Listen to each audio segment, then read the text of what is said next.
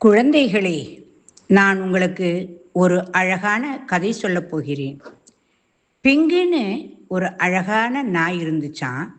அந்த நாய்க்கு சகஸ்ரா, சர்வான்னு 2 ஃப்ரெண்ட்ஸ் இருக்காங்க. அவங்க 2 பேரும் பிங்கியோடு தினமும் விளையாடிக்கிட்டு இருப்பாங்க. பிங்கி அவங்க 2 பேருக்கும் ரொம்ப பெட்டு. ஓய்வு நேரம் முழுவதிலும் பிங்கியோடு விளையாடிக்கிட்டு இருப்பாங்க. பக்கத்தில் இருக்கிற பீச்சுக்கு கூட்டிக்கிட்டு போய் பீச் மணலில் பந்தை தூக்கி போட்டு விளையாடுவாங்க. குட்டி பையன் சர்வா தூக்கி போடுற பந்தை ஓடி போய் வாயில் கவ்வி கொண்டு வந்து கொடுத்துவிட்டு அவங்களோட ஜோரா விளையாடுவான் பிங்கி. சகஸ்ரா, சர்வா இருவரும் ஜோரா சைக்கிள் ஓட்டுவாங்க. அவங்க பின்னாடியே பிங்கி குடுகுடுன்னு ஓடிக்கிட்டே போகும். அவங்க கூட இருக்கும்போது பிங்கி ரொம்ப சுறுசுறுப்பாக இருக்கும். சகஸ்ரா சைக்கிளை மிதிச்சிட்டு எங்கே போனாலும் சகஸ்ராவுக்கு பாதுகாப்பாக பிங்கியும் போகும். 3 பேரும் சேர்ந்துக்கிட்டு வீட்டை கலகலப்பாக வச்சுப்பாங்க. பீச்சில் இவங்க 3 பேரும் அடிக்கிற லூட்டிக்கு நிறைய ஃபாலோயர்ஸ் உண்டு. ஒரு நாள் பிங்கி நாய்க்குட்டிக்கு பிளாக்கி என்ற ஒரு கருப்பு பூனையின் சிநேகிதம் கிடச்சிது. பிளாக்கி பிங்கி நாய்க்குட்டியை சுற்றி சுற்றி வரும். 2 பேரும் பார்க்கில் ஓடி விளையாடுவாங்க. அவங்களோட நட்பையும் அன்பையும் பார்த்துட்டு சகஸ்ரா, சர்வா இருவரும் பிளாக்கி பூனைக்குட்டியை வீட்டுக்கு அழைச்சிட்டு வந்தாங்க.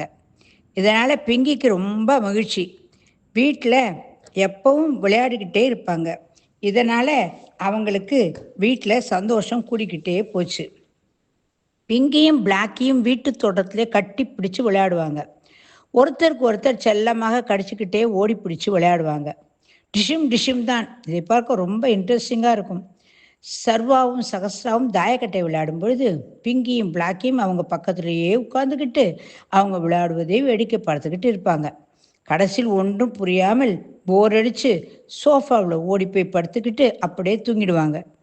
இப்பொழுதெல்லாம் சகஸ்ராவும் சர்வாவும் பிங்கியும் பிளாக்கியும் இல்லாமல் எங்கேயும் வெளியே செல்வதில்லை.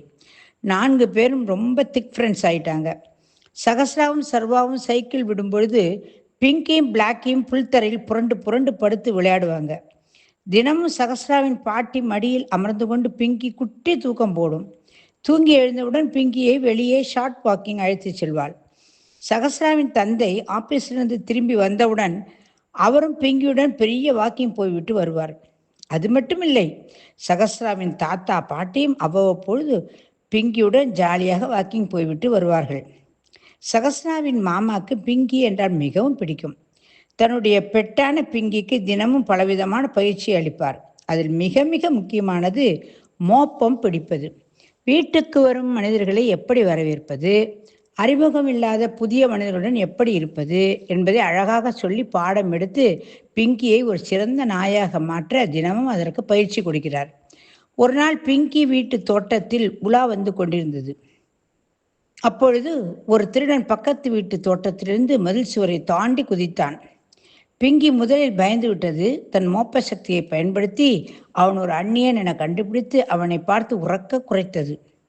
பிங்கியின் குரல் கேட்டு சகஸ்ராவின் வீட்டில் உள்ள அனைவரும் தோட்டத்துக்கு விரைந்து வந்தனர். அவர்களை பார்த்ததும் அவன் வேகமாக தோட்டத்தின் பின்பக்கம் சென்று மதில் சுவரை தாண்டி தப்பித்து சென்றான். பிங்கியும் அவனை விடாது துரத்தி சென்று சகஸ்ரா வீட்டில் உள்ள பொருள்களையும் வீட்டில் உள்ள மனிதர்களையும் காப்பாற்றியது. காரணம், அவன் ஒரு பெரிய திருடன். வீட்டுக்கு திருட வந்தவனை பிங்கி நாய்க்குட்டி துரத்தி அனைவரையும் காப்பாற்றியது. இந்த விஷயம் மறுநாள் செய்தித்தாளில் வந்த பிறகுதான் அனைவருக்கும் அவன் பெரிய திருடன் என தெரிந்தது.